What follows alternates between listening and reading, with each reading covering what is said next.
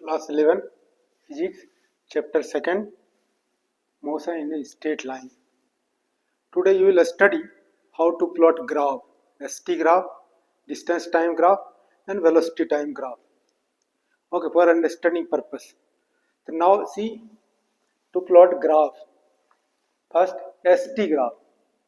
ST और XT. S distance या X ले सकते हो.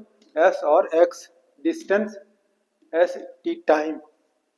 Graph ST graph gives speed. ST graph से क्या मिलेगा? स्पीड मिलेगा. पहले क्या है? First see a for stationary body. ये ग्राफ है. along x axis we are taking time, along y axis we are taking distance s और x. सपोज करो ये ग्राफ क्या है? हमारे स्टेशनरी हो गया, यानी for a stationary body. Graph क्या हो गया? फॉर ए स्टेशनरी बॉडी यानी रेस्ट बॉडी. सपोज करो तो अपने घर से जा रहे हो फ्रेंड के पास, ठीक है. यहाँ से कितना डिस्टेंस ट्रेवल किया? सपोज करो 5 किलोमीटर. कहाँ पहुँच गया? अपने फ्रेंड के यहाँ.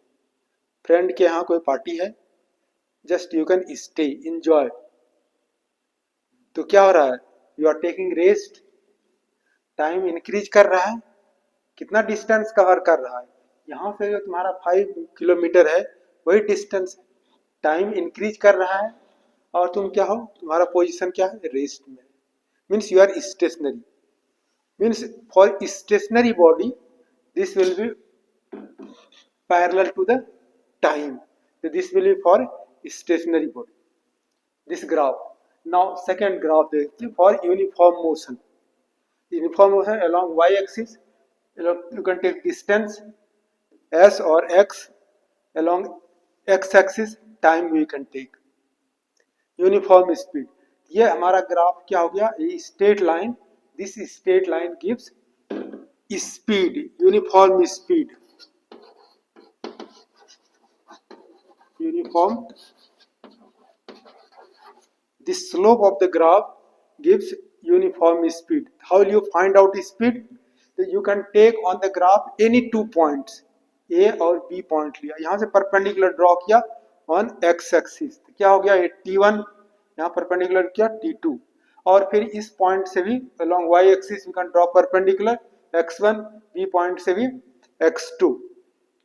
Okay, so this you are getting.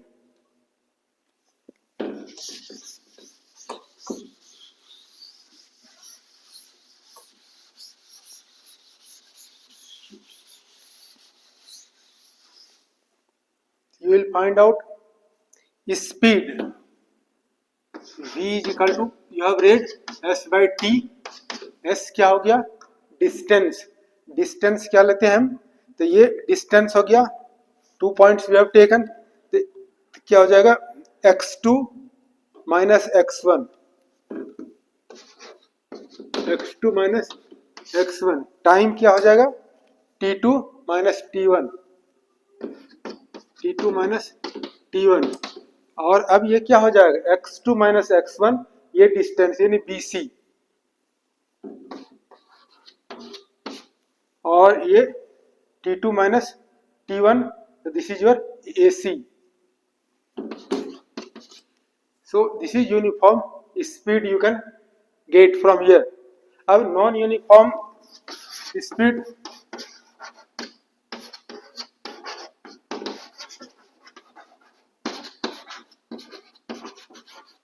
Non uniform speed के लिए क्या ग्राफ हो जाएगा?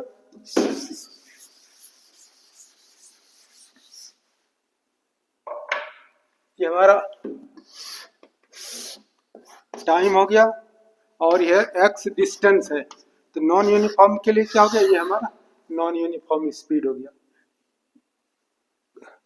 नॉन यूनिफॉर्म स्पीड कर सकते हो या नॉन यूनिफॉर्म मोशन कर सकते हो.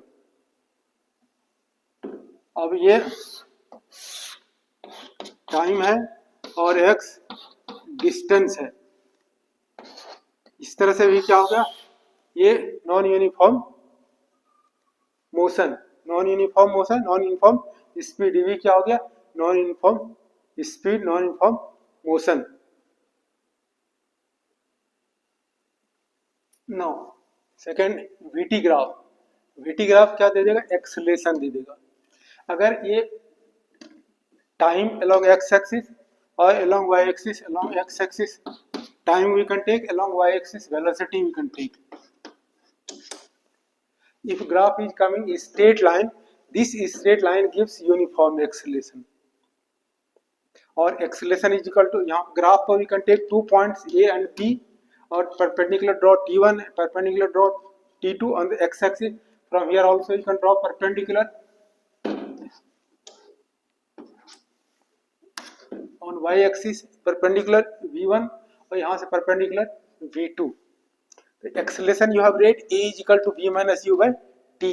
तो V क्या होगा, final velocity, V2 initial velocity V1, तो V2 minus 1, तो फाइनल टाइम क्या हो T2 और initial time T1.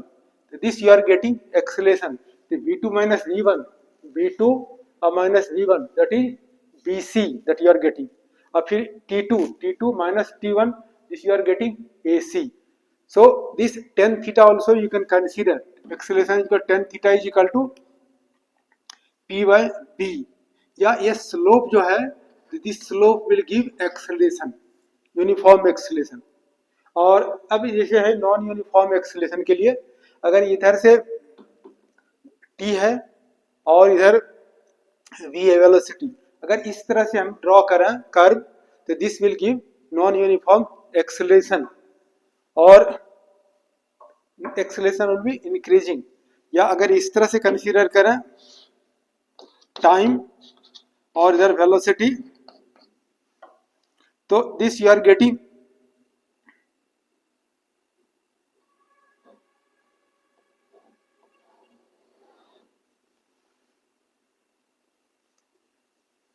this you are getting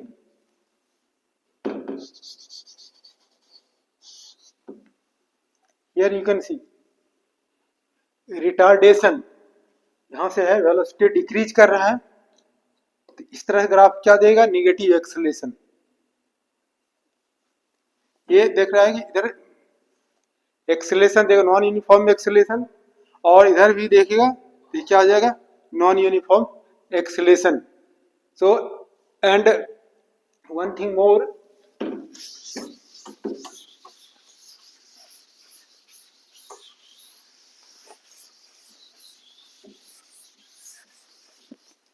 solving numerical question, for numerical question if you are plotting time and your velocity, if you are getting this, you are getting VT graph, VT graph, if you are getting this shape, triangular shape, rectangular shape, square shape, whatever shape you are getting, then this area will give distance.